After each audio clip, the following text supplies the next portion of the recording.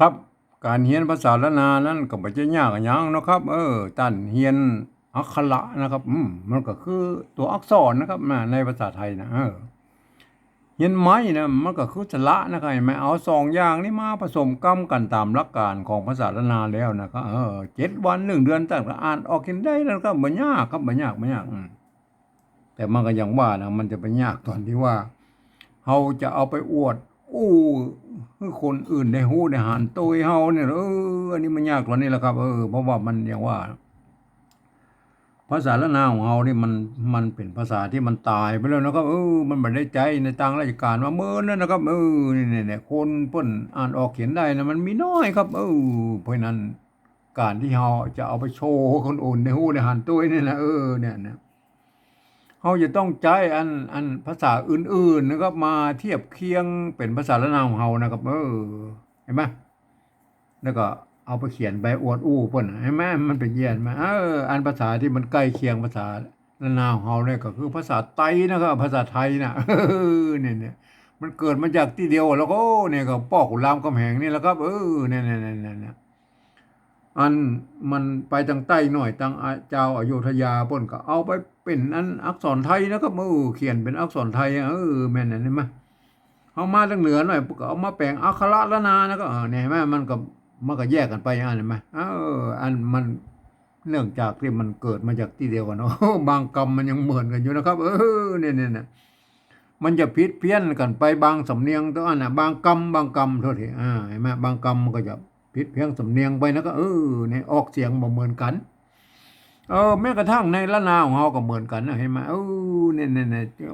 มันยังมีทำลายเผ่าพันธุ์แล้วก็ยังไตยวนไตลั่วไตลื้อไตเขินไตยองเห็นไหม4-5เผ่าพันธุ์หลักๆมันก็บ่ใช่อันสำเนียงเดียวกันนะครับมันก็บิดเบี้ยวกันไปเห็นไหมมันแต่ฟังกันรู้เรื่องนะครับมันเป็นอย่างนี้นะครับเรื่องไอ้ปริวัติภาษานะเฮาไปกอยในโลกนี่แหละครับที่เปิ้นปริวัติภาษากันนะครับนี่มาดูใกล้ๆนี่เลยนะเนี่ยเวียดนามเนี่ยอันเวียดนามนั่นน่ะเปิ้นมีสงครามกัน200-300ปีนะครับยาวนานนะครับเปิ้นบ่สามารถที่ถ่ายทอดภาษายึกๆยือๆน่ะเหมือนภาษาจีนนั่นน่ะที่เขาเงาเปิ้นน่ะ มาสู่รุ่นล่าลูกรุ่นหลานรุ่นเหลนเพิ่นแล้วนะครับเนี่ยเพิ่นอ่านออกบ่สามารถที่อ่านได้นะรุ่นเหลนเพิ่นน่ะดังนั้นน่ะลูกหลานเหลนเพิ่นก็เอาหั่นไปเอาอักษรอาราบิกนะครับมาเขียนเป็นภาษาของเพิ่นนะครับนี่ๆๆๆๆแล้วเพิ่นก็ใส่หมวกใส่จุดใส่ขีดใส่หมวดสะพาสะเปดเพื่อให้มันได้ตามเสียงของเพิ่นน่ะนี่ๆๆคืออันนี้คือลักษณะของการปริวัติภาษาของเวียดนามนะครับเนี่ยเขาไปกวาดในยุโรปหรอกครับอย่างฝรั่งเศสเนี่ยเยอรมันเนี่ยโปแลนด์เนี่ยยูเครนเนี่ยรัสเซียเห็นไหมโครเอเชียอย่างมันหรือยุโรปตะวันออกทั้งหลายแหล่เนี่ยมั้งเปิ้นก็ใช้หลักการปริวัติภาษาของเปิ้นทั้งนั้นนะครับเปิ้นก็เอาอักษรอาราบิกนี่แหละครับไปเขียนเป็นภาษาของเปิ้นนะครับเนี่ย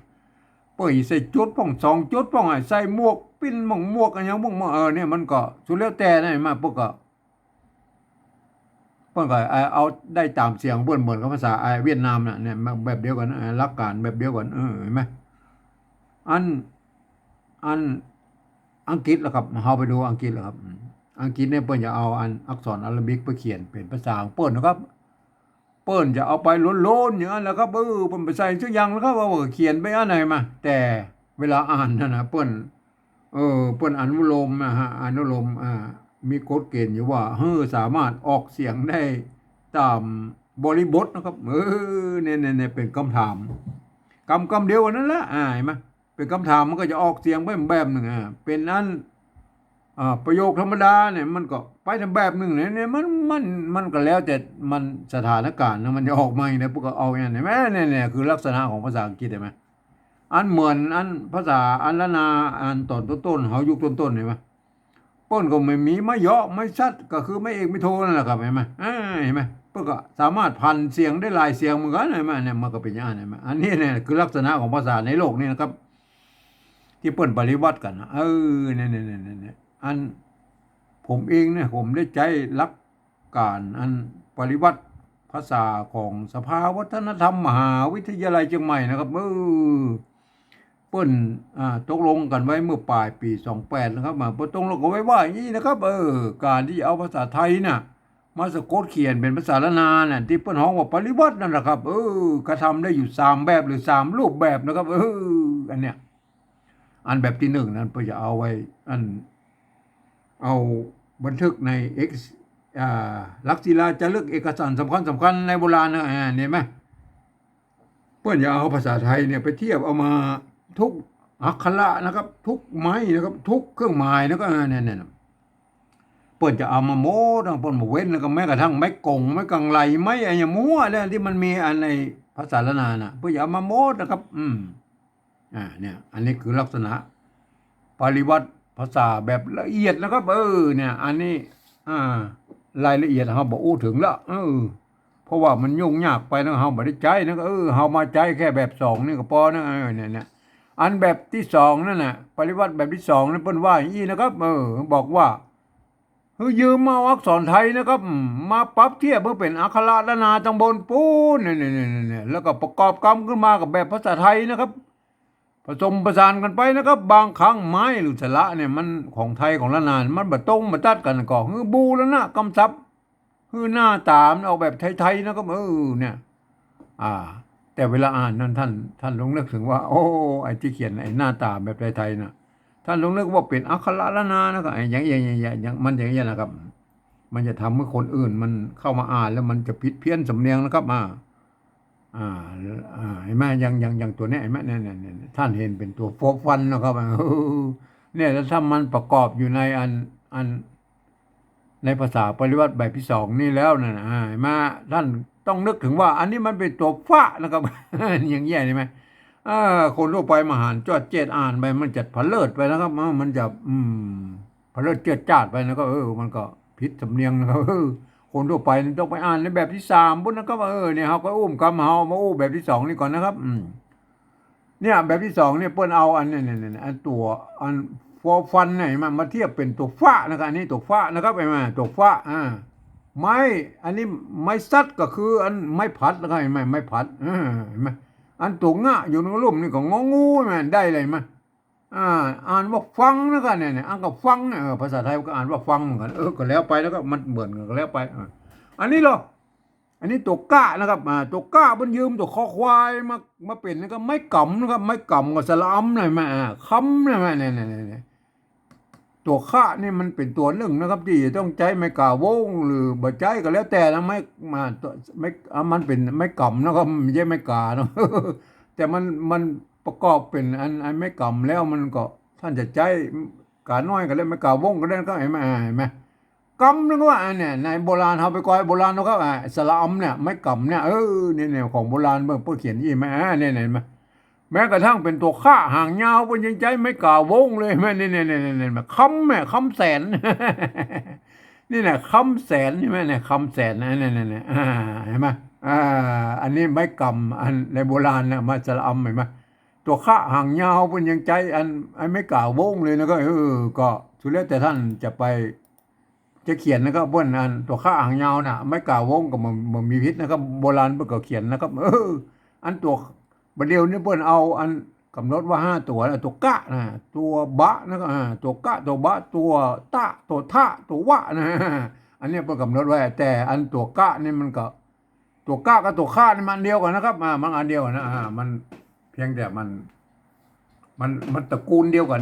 มันตระกูลเดียวกันนะครับอันนี้อ่านว่ากำนะครับไม่ใช่คำนั่นแหละตัวกะนะครับเนี่ยฟังกำ เนี่ยฟังไม่ใช่ฟังคำนะครับเนี่ยมันสามารถนี่คนอื่นเข้ามาอ่านได้นะมันเป็นยี่อะไรไหม มันจะผิดสำเนียงเมื่ออันนี้เปิ้นเอาเยอะตัวคอควายเทียบไปเป็นตัวกะเพราะฉะนั้นเวลาอ่านมันจะต้องเสียงว่ากำนะเนี่ยอันนี้อันนี้ไม่ตัวกะไม่กี่อันนี้มันตรงตัวหน่อยไม่กี่ตัวหน้าเห็นไหมอ่านว่ากินเนี่ยมันจะกินนะแม่เนี่ยอ่านว่ากินอันนี้เป็นเสียงจัตวาเนี่ยกินอันนี้ก็ตกกะไม่กี่ตัว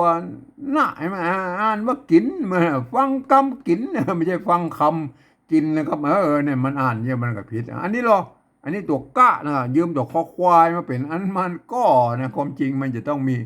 ไม่เยอะนะครับมันจะต้องมีอากันย่อนอยู่ต้องลุ่มนะครับเนี่ยถ้าเขียนแบบว่าเต็มยศแล้วมันก็ออกเสียงก้อนั่นแหละครับอ่าตัวกะนะมันมีไม่เยอะก็อ่านออกเสียงโทไม่โทนะก้อนะครับแต่เปิ้นเขียนเป็นอันตัวพิเศษเนี่ยอันเนี้ยตัวเนี้ยอันเปิ้นอันเปิ้นจะตัดอากันย่อนออกไปนะครับไม่เยอะออกไปนะสมัยนั้นมันมีอยู่แล้วไม่เยอะนะครับเปิ้นก็อ่านว่าก้อนะไอ้นะไม่ใช่กังนะไม่อ่านว่ากังนะไม่กังไม่อ่านว่ากังไม่ใช่นะครับอ่านว่าก้อนะครับเนี่ยเอาไปก้อยในโบราณแล้วก็โบราณไอ้ก้อโบราณไหนมาก้อเห็นไหมอันนี้มาเป็นอันสมัยอันป้อหงพิมพ์ป้อเลี้ยงเมืองใจแล้วเลยมาก้อเห็นไหมอันก้อเนี่ยเห็นไหมอันก้อโบราณเนี่ยก้ออันนี้เป็นอันหงพิมพ์ป้อเลี้ยงเมืองใจแล้วนะครับเห็นไหมการเขียนพิมพ์แบบก้อเนี่ยผู้ใช้ตัวกะนะครับไม่กังมนแต่ว่าเนี่ยแม่เนี่ย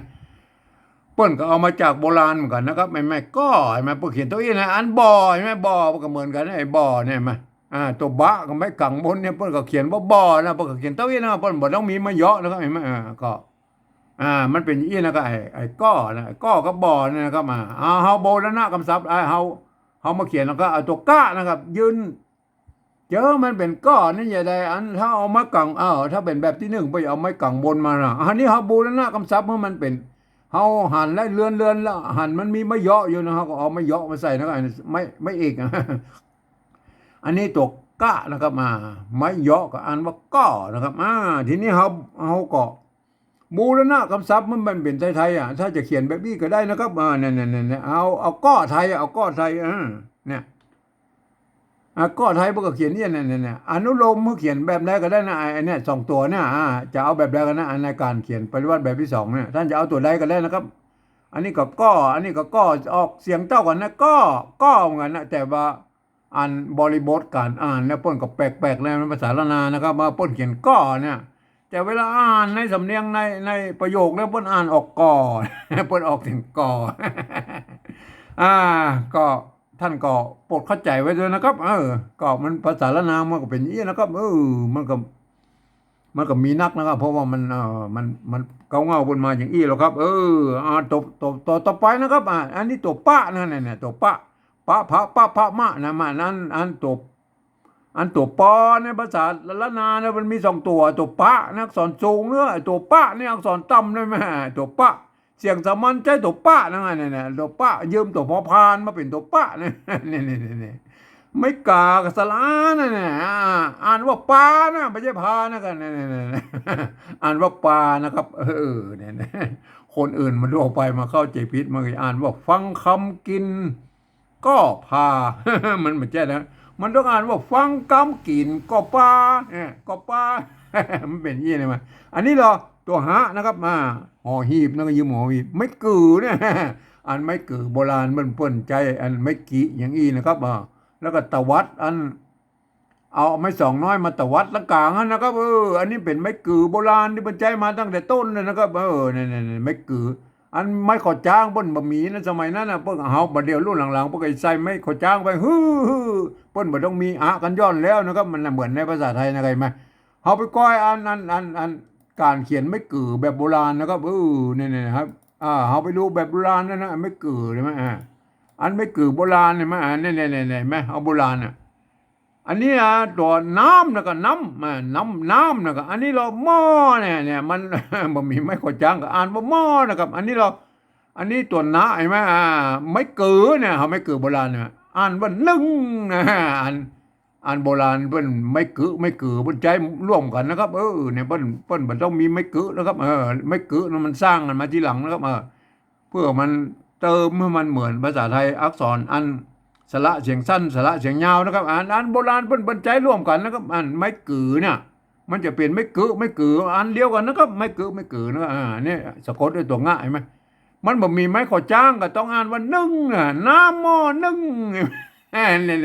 อันนี้คือภาษาโบราณเก่าเงาเลยเพิ่นบ่มีไม่เอกไม่โทนะครับไม่เหยาะไม่สั้นไหมท่านก็โปรดเข้าใจไว้นะครับแม่อันนี้ยุคต้นเฮาก็เอาบางอย่างที่มาเป็นแบบอย่างนะครับในสมัยปัจจุบันเนี่ย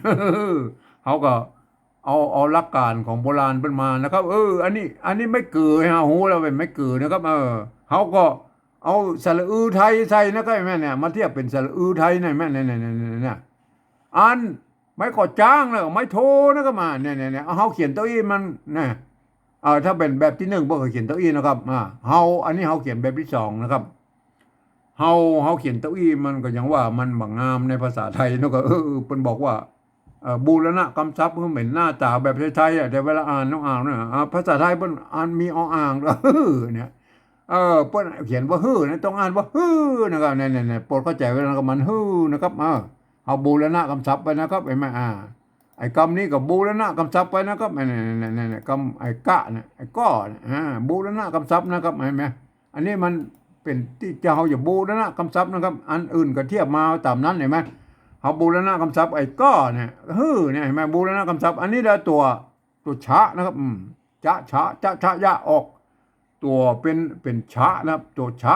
ะนะครับมันไม่ใช่สะนะครับบางที่พวกอ่านจะสะ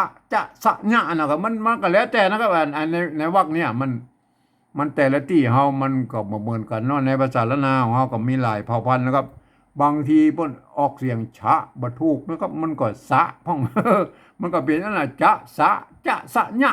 มันก็จะเป็นอันน่ะอันบางที่เพิ่นก็ออกเสียงไปตามแบบภาษาไทยก็ชะยะ มันก็จะออกไปได้อันยะเนี่ยมันก็จะเป็นออกได้สองเสียงใช่ไหมตัวยะยอหญิงเนี่ยท่านจะเอายะก็ได้เอายะก็ได้ก็สุดแล้วแต่นะเพราะว่ามันเกาเงามันเป็นมาเป็นอย่างนั้นดูครับอันนี้ตัวชะนะท่านโปรดเข้าใจไว้นะเปิ้นยืมตัวชอชิงมาเป็นตัวชะนี่แล้วก็มาเนี่ยชอชิงเนี่ยเขาเทียบเป็นภาษาไทยได้ไหมถ้าเปิ้นใจตัวสะท่านก็ต้องใจตัวสอเสือนะครับอันนี้มันตัวชะนะครับท่านก็ต้องเอาตัวชอชิงมานะครับไม้กี้กับสระอีเนี่ยอันนี้ห่างบ้าไหมห่างบ้านี่ก็บอใบไม้นะก็ชิปนะไม่ชิปไม่ใช่เห็นไหมชิปนะก็แบบชิปนะครับชิปนะอันไม่ใช่ชิปนะก็ถ้าภาษาไทยเป็นอ่านว่าชิปนะบอกสามารถเอาคนอื่นมาอ่านได้นะเพราะว่ามันอ่านสำเนียงมันเหมือนกันนะก็อันนี้เหรอตัวหานะครับไม่กานะครับตัวหางเนี่ยเห็นไหมอ่านนี่ไหมเหมือนคนอื่นได้มาอ่านนะครับคนที่บนเรียนรู้ภาษาละนาเพื่ออ่านตามภาษาละนาครับฟังกำกินก่อปลาชิบหายเนี่ยมันเป็นนะอันนี้เหรออันนี้ตัวฟ้าไ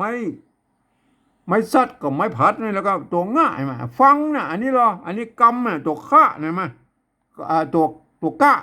าก็ยืมคอควายมาเป็นไม้เก่าหมดสลัมอันนี้ตัวตายนะตัวตาเห็นไหมไม่กาสละไม่กาตัวหางเนี่ยตายนะไม่ใช่ตายนะฟังกำตายเนี่ยเวลาอ่านต้องบันอีเนี่ยอันนี้ก็นะครับก็เขาก็อูตะกี้นะครับเพิ่งเขียนไหมมาก็นะครับก็เพิ่งเขียนไหมก็นะครับกบูรณะก็เป็นก็ไทยนะมันเป็นไหมก็ไทยอันนี้ยากนะครับเห็นไหมอันนี้มันเป็นอันนี้เนี่ยอันนี้ก็นี่ก็บูรณะคำศัพท์นะครับมันเป็นมันหน้าตาแบบไทยๆนะครับ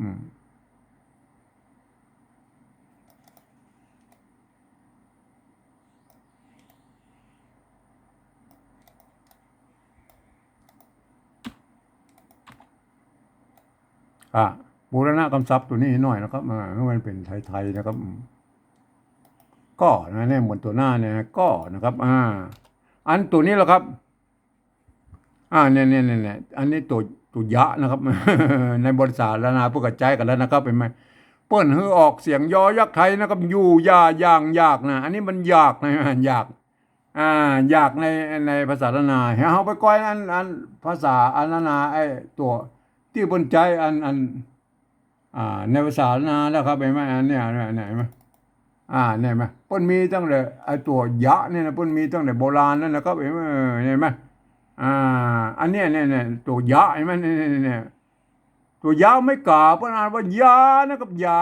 เนี่ยมาเห็นไหมเปิ้นออกเสียงยานะก็อยู่ยาอย่างยากเนี่ยมันเต้านะยางวนสัปปะมันเป็นเอา มันเป็นน่ะง้วนเนี่ยมันง้วนน่ะเพิ่นมีไม้อันนี้ไม้สัตว์เนี่ยมันก็แตนไม้ขอจ้างน่ะง้วนยางง้วนสปะเอาเห็นไหมเอาเห็นไหมยาเห็นไหมยาเห็นไหมอันนั้นท่านก็โปรดเข้าใจไว้นะครับอันตัวยะเนี่ยนะเพิ่นออกเสียงยอยักษ์ไทยนะครับอยู่ยาอย่างยากนะที่เฮาก็เว้นแปลงตี้ไปหน่อยแล้วก็เพื่อมันห่างๆกันเพื่อจะได้บ่ต้องมาเข้าใจผิดก่อนนะครับอันนี้เนี่ยเอาตัวอยนะครับเปิ้นเอาใจตัวอยมาเทียบเป็นตัวยะเนี่ยก็เนี่ยอันตัวอยนี่มันออกเสียงยอยักษ์ไทยอยู่อย่างยากนะอันถ้าเอาอันยากนะก็เอาเขียนไปก่อนอันเนี้ยไม่กาตัวกะเห็นไหมเนี่ยยากเห็นไหมอยู่ยาอย่างยากเห็นไหมเนี่ยอันเนี้ยก็เขียนเทียบมาตามนั้นเห็นไหมแต่เปิ้นเอาอยมาเทียบนะครับถ้าท่านถ้าท่านเขียนเป็นอย่างอี้แล้วครับเนี่ยอันนี้มันยากแล้วยากไม่ใช่ยากไม่ใช่มันยากไปแล้วมันยากนะครับเห็นไหมถ้าเอาตัวหน้าเขียนมันยากนะครับแม่มันยากมันไม่ยากนะครับมันเป็นมันไปออกเสียงยอยักษ์ละนานะเห็นไหมยากเนี่ยมันเป็นมันก็เลยกลายเป็นอี้ไหมเนี่ยถ้าจะเอาตัวอันหน้าเขียนนะครับไม่เนี่ยมันออกเสียงอันนี้เนี่ยตัวยากนะครับมาอันนี้มันยากเห็นไหมยากมันเสียงโทปกติเลยเห็นไหมยากมันเป็นมันยากเห็นไหมยากตัวยากนี่ออกเสียงยอนะครับยอยักษ์ไทยยากเห็นไหมอันนี้มันตัวอันยะนะครับออกเสียงว่ายากนะครับอยู่อย่างยากในแบบภาษาไทยนะครับท่านอย่าไปซับซ้อนนะครับเปิ้นเทียบกันมาตั้งแต่โบราณแล้วเฮามันต้องไปยุ่งเปิ้นนะครับเปิ้นโบราณเปิ้นเทียบมาเอาตัวยอยักษ์เนี่ยมาเทียบเป็นตัวญะเนี่ยมันออกเสียงยอยักษ์ไทยนะครับเวลาเขียนท่านก็ปริวัติท่านก็โปรดเข้าใจไว้นะครับบ่ใช่บันเอาเขียนมั่วไปเอาตัวนั้นตัวนี้มาเขียนแล้วก็ก็โบราณเปิ้นเทียบมาอย่างอี้แล้วนะเฮาก็เอาเทียบไปอี้นะครับอันนี้ต่อไปแล้วครับอันต่อไปเนี่ยอันนี้เนี่ยไม่ไก่นะครับตัวกะละโฮงเนี่ยกะละโฮงเนี่ยมั้ยอันไม่ไก่ตัวกะละโฮงกับตัวนี่เนี่ยตัวกะคือคอควายเนี่ยก็มาเทียบเป็นตัวกะละโฮงกับเรือมั้ยไม่เยอะนะเนี่ยไม่เยอะเนี่ยอ่านว่าไข่นะครับไม่ใช่ไข่นะครับอ่านว่าไข่นั่นแหละพออ่านว่าไข่ตัวกะละโฮงเนี่ยต้องอ่านเป็นตัวถัดไปนะกะคะกะนะกะเป็นตัวที่3นะอ่านเป็นตัวถัดไปกับตัวคะนะครับอันนี้นะอันเปิ้นมีอย่างอันกะคะกะคะงะนะต้องอ่านเป็นตัวคะนะครับอ่านว่าไข่นะครับไม่ใช่ไข่นะครับเฮาไปกอยอันโบราณนะครับเฮาไปกอยในโบราณนะครับเห็นมั้ยที่เปิ้นเขียนไว้นั่นเห็นมั้ยโบราณเปิ้นมีตัวอย่างไว้ตั้งแต่โบราณแล้วเห็นมั้ยอันเนี้ยอ่านว่าเอานะอูอาใช่ไหมอันนี้อันตัวละมันออกเสียงฮากนะออกเสียงฮอนะฮากพักนะเนี่ยฮากพักอันนี้มันตรงตัวแล้วอันนี้ตัวกะละโฮงเนี่ยกะละโฮงนี่เพิ่นอ่านว่าแคบนะครับพักแคบเอาฮากพักแคบเห็นมั้ยเอาฮากพักแคบแล้วก็เนี่ยตัวกะละโฮงมันออกเป็นเสียงคอนะฮะแคบ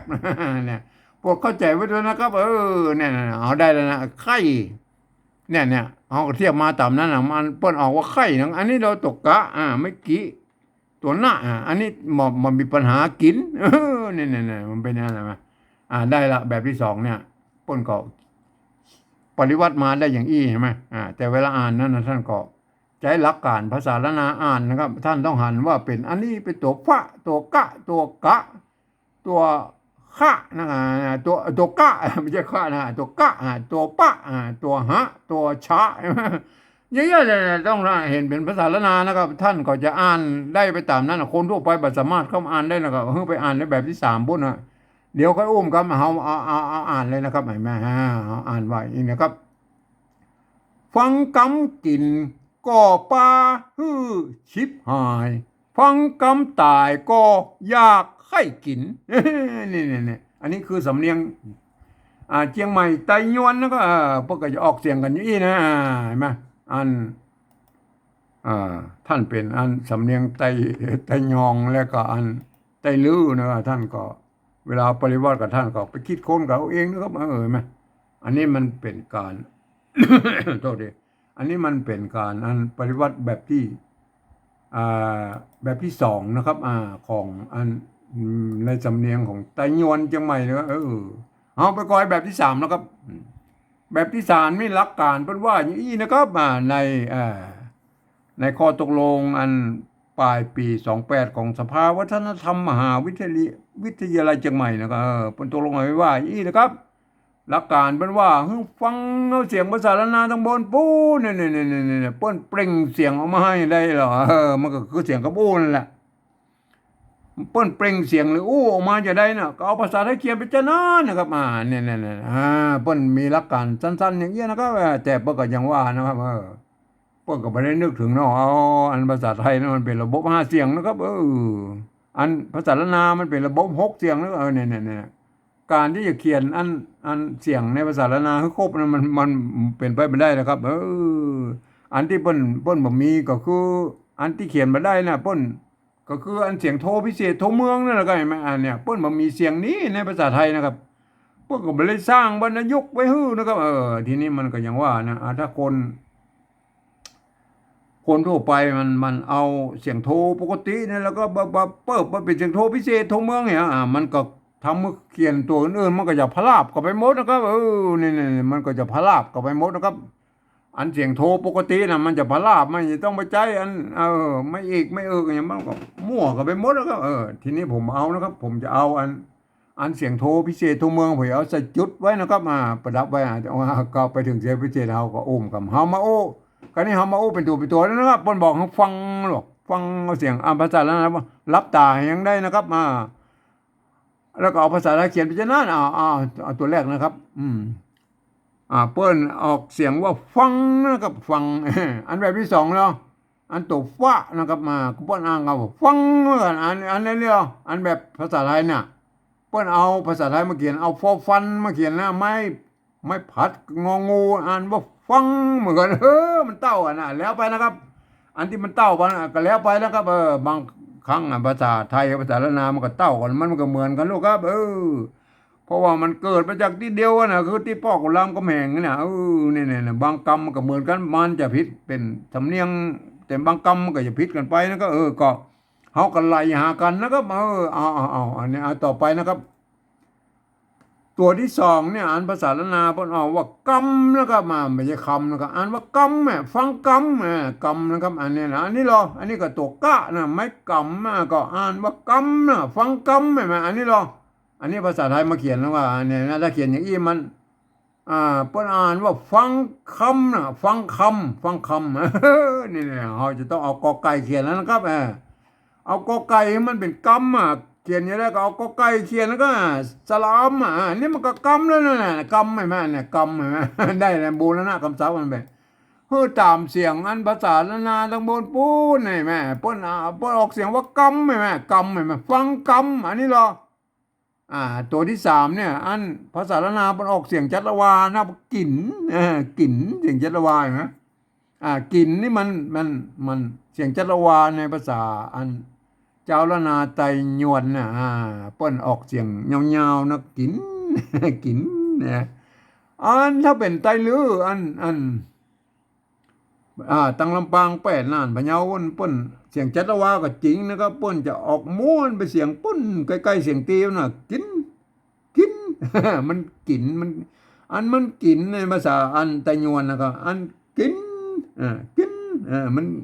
มันกินก็จริงนะครับมัน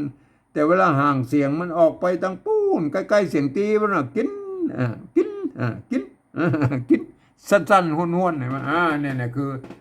สำเนียงไตลือลำปางแป้น่านพะเยานะเปิ้นออกอย่างนี้นะกินกินนะครับอันนี้อันนี้ตัวกะไม่กี่ตัวหน้าพวกก็กินเหมือนอันนี้อันนี้ตัวกอไก่สระอีนอนหนูเปิ้นอ่านว่ากินท่านจะต้องเป็นกินนะครับกินกินกินกินกินกินกินเห็นไหมกินกินแล้วก็กินกินกิน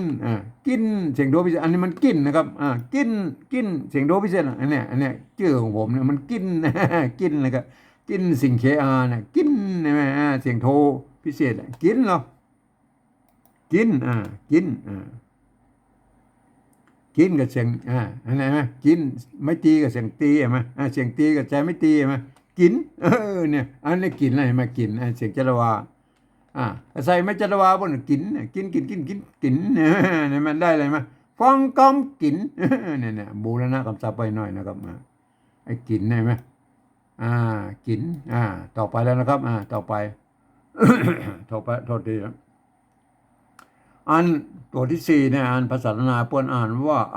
เปิ้นเขียนว่าก้อนะครับแต่เปิ้นอ่านว่าก่อนะครับอ่านว่าก่อนะเนี่ยเอาก็มาเป็นมันก็อ่านเขียนก้อเหมือนกันอ่านว่าก่อนะอ่านว่าก่อนะทีนี้มาอันนี้เหรออันถ้าเป็นภาษาไทยเปิ้นอันตัวหน้าเปิ้นอ่านว่าข้ออันตัวตรงกลางก็ข้อนี่ก็โอเคแล้วก็เขาเอาแค่พระอันของไทยมากับพอนะครับไอ้นี่ตัวกะเราอันไม่เยอะนี่เขาเอามาด้วยแล้วนะเนี่ยเขาเอาแค่นี้ก็พอนะครับเห็นไหมอันก้อไทยนะเอาก้อไทยนี่ก็พอนะไอ้แม่เนี่ยอันนี้นะก้อเนี่ยก้อแต่เวลาตัวนี้มันเป็นตัวพิเศษหน่อยนะครับเวลาอ่านเนี่ยก็คืออ่านแบบแบบอันสำเนียงของละนานะเพิ่นออกเสียงก้อนะครับเนี่ยมันเป็นยังไงไหมฟังกำกินก่อป้าก็เนี่ยตัวป้านะครับเห็นไหมป้าอ่านออกเสียงป้าเนี่ยมันออกอ่านเสียงสมัญนะป้านะอันนี้หรออันนี้ตัวป้าไม่กาก็ป้านะครับอันนี้หรออันนี้ตัวพอพานสระอาเพิ่นอ่านแบบภาษาไทยเพิ่นอ่านว่าพานะครับท่านจะต้องเอาปอปามาเขียนนะครับปอปาน่ะอันปลาได้ไหมอันนี้ปลาเห็นไหมก็เอาปลาเขียนแล้วเห็นไหมอันปลามาก็บูรณะคำศัพท์มันเป็นปลานะฟังกำกินก็ปลาไม่ใช่ก่อนะมันเป็นอะไรมาภาษาละนามมันเป็นอย่างนี้แล้วครับก็เอาไปตามนี่แล้วนี่หรออันนี้ไอตัวเนี่ยนะครับเห็นไหมภาษาละนามันออกเสียงโทพิเศษโทเมืองแล้วก็แบบอันนี้หรอตัวฮะไม่กือไม่ขอจ้างก็อ่านว่าเนี่ยเอาอ่างนี่มาเทียบเอามาแมะไว้บนไดเพื่อมันหน้าตามันงามๆหน่อยแล้วก็เนี่ยเสียงโทพิเศษใช่ไหมอันนี้หรออันนี้เอาภาษาไทยมาเขียนตัวหอหีบสระเนี่ยไม่โทเนี่ยอ่างอ่านว่านะครับเสียงโทพิเศษใช่ไหมโทปกติใช่ไหมจึงเป็นเสียงโทพิเศษเนี่ยผมก็ใจอันจุดประดับไว้เนี่ยเสียงโทพิเศษใช่ไหมนั่นได้ไหมเสียงโทพิเศษได้ไหมเนี่ยเอาจุดประดับไว้นะครับใช่ไหมอันเสียงโทพิเศษนะอันนี้มันเห็นไหมอันนี้มันจะมันเป็นเนี่ยเหรอก็จะจุดเข้าไปนะเติมจุดเข้าไปเป็นเสียงโทพิเศษนะครับเห็นไหมเขาก็ดัดแปลงอันแบบแนวทางของเวียดนามเลยนะครับเห็นไหมไปใส่จุดใส่หมวกใส่ยามั่วมันได้ตามเสียงนั้นไหนไหม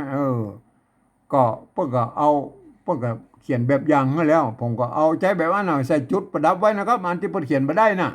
ที่เพิ่นเขียนมาได้เสียงโทพิเศษโทเมืองไหนมาเพิ่นก็เอาจุดประดับไว้เนี่ยก็เนี่ยอันวัดพระสิงห์เชียงใหม่เปิ้นใช้ตัวเอียงนะครับไอ้ตัวเนี้ยแต่เปิ้นฮ้องว่าเป็นอันเสียงตีเพี้ยนก็อันพายจะฮ้องว่าตีเพี้ยนหรือโทพิเศษมันก็จังมันก็เหมือนกันก็มันก็คืออันเสียงโทระหว่างเสียงโทกับเสียงตีนะไม่อยู่กึ่งกลางนั่นเป็นเสียงโทพิเศษนะครับอันนี้เหรออันตัวต่อไปเนี่ยอันตัวชะนะครับอ่านว่าชิปนะครับเสียงจัตวานะอันนี้เหรอตัวชะก็อ่านว่าชิปบ้างนะเสียงจัตวานะอันนี้เหรอตัวชอชิงสระอีบอใบไม้เปิ้นอ่านว่าชิปอะไรเลยมั้ยเป็นเสียงเอกเวลามาในภาษาไทยเขาจะให้มันชิปได้แล้วก็เหมือนกินเนี่ยกินเนี่ยเอาก็โอเคแล้วก็ใส่ไม้จัตวาบ่เนี่ยชิปเนี่ยอันนี้ชิปเลยมั้ยคือมันชิปเลยชิปนะครับชิปแล้วครับอันนี้เหรอนั่นได้แล้วชิปนะครับชิปชิปนะครับอันนี้อันหายนะครับเสียงจัตวานะ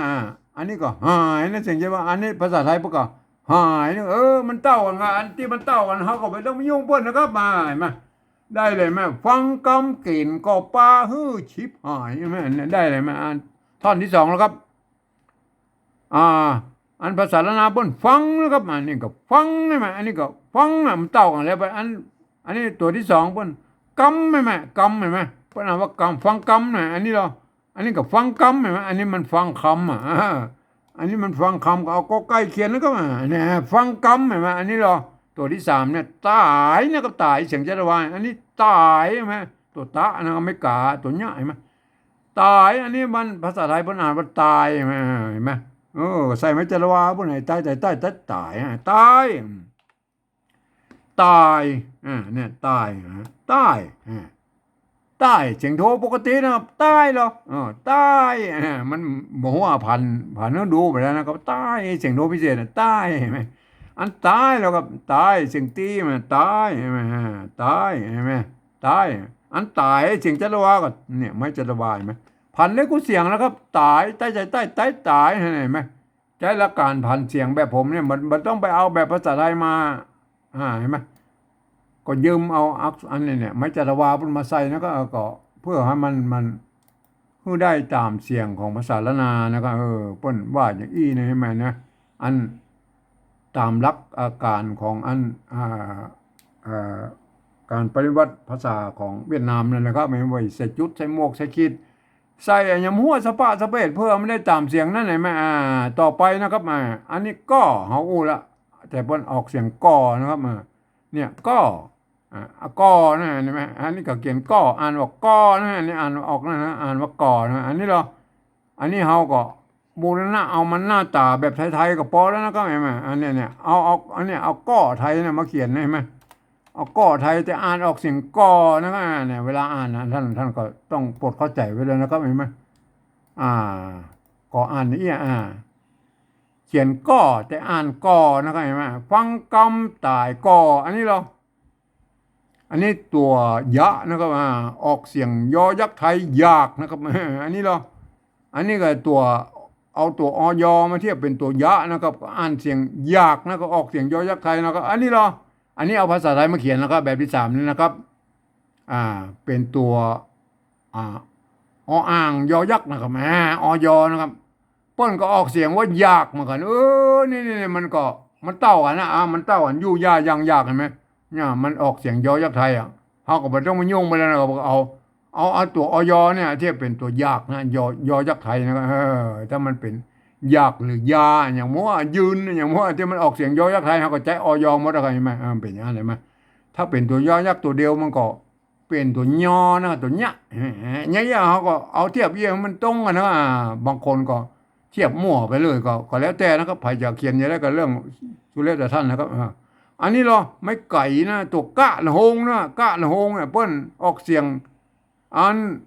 กะละหงออกเสียงคะนะครับอ่านว่าไข่นะครับไม่ใช่ไข่นะครับอ่านว่าไข่นะอันนี้อันนี้ไม่ไก่ตัวกะละหงเพื่ออ่านว่าไข่นะไข่นะครับอันนี้อันนี้อ่าน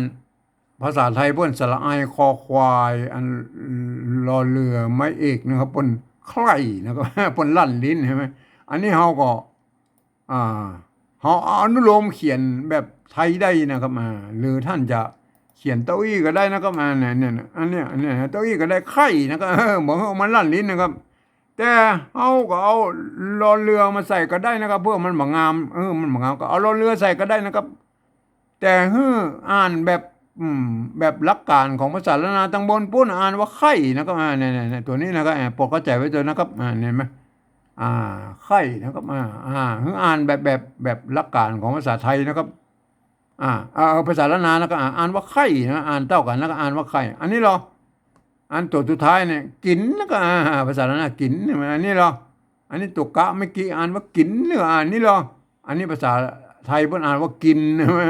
เยอะมันกินได้แล้วก็ใส่ไม่เจอว่าเพิ่นกินได้เลยมากินได้แล้ว ไข่กินเนี่ยไม่ใช่ใครกินนะไม่ใช่ใครกินเห็นไหม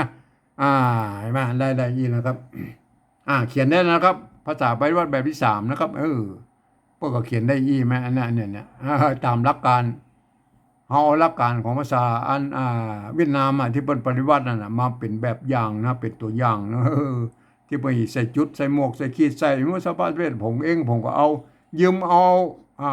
อักษรไทยมาเขียนแล้วก็ แต่ก็เขียนไปบางกรรมเฮาก็ต้องดัด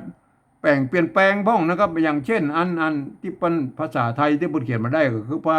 เสียงโทพิเศษโทเมืองนั่นก็เนี่ยฮือเนี่ยเพิ่นเขียนมาได้ครับเฮาก็เอาจุดประดับไว้นะครับเห็นไหมอันกรรมที่เพิ่นเขียนได้เฮาก็บ่ต้องไปยุ่งเพิ่นนะครับคือเพิ่นผ่านเสียงไปตามนั้นเนี่ยมันก็จะได้ตามเสียงของเพิ่นนะครับเห็นไหมอันกรรมที่มันเป็นเสียงจัตวาเนี่ยบางกรรมเนี่ยคือมันที่เพิ่นในภาษาอันละนาเพิ่นออกเสียงจัตวาเฮาก็ใส่ไม้จัตวาเพิ่นนะครับบางครั้งมันก็จะผิดหลักการของอันภาษาไทยหน่อยก็เฮาก็บ่ต้องเอามาแล้วหลักการหมู่นั้นนะครับเฮาก็ยืมเอาไอ้โทจีจัตวามาใส่เพื่อให้มันได้ตามเสียงของภาษาละนาเฮาก็แบบนั้นเวียดนามเพิ่นก็เอาใส่อย่างนั้นไหนมาเฮาก็เอาไปตามนั้นเลยมาอันนี้เนี่ยเขียนได้อย่างนี้นะถึงแม้ว่าท่านจะเป็นอันฝรั่งมังค่าลูกที่ไหนมาก็จ้างนะครับถ้าเรียนภาษาไทยมาเรียบร้อยแล้ว ท่านคืออ่านหลักการไปแบบภาษาไทยนะครับใช้หลักการภาษาไทยอ่านนะครับแต่มีข้อยกเว้นอยู่ว่านะครับกรรมที่มีจุดนี่มันออกเสียงโทพิเศษนั่นแหละโทเมืองเห็นไหมเนี่ยโทพิเศษโทเมืองนะครับเห็นไหมกรรมที่เป็นอยอย่างเงี้ยเนี่ยอยอย่างนี้คืออ่านออกเสียงยอยักษ์ไทยนะครับยู่ยายั่งยากนะมันยืนยาเห็นไหมมันก็ออกเสียงยอนะถ้าเป็นยอยักษ์ตัวเดียวคืออ่านเป็นเสียงยอนะครับเสียงยะนะครับเห็นไหมคือออกเสียงยอยักษ์ละนาเนี่ยเนี่ยแม่ท่าน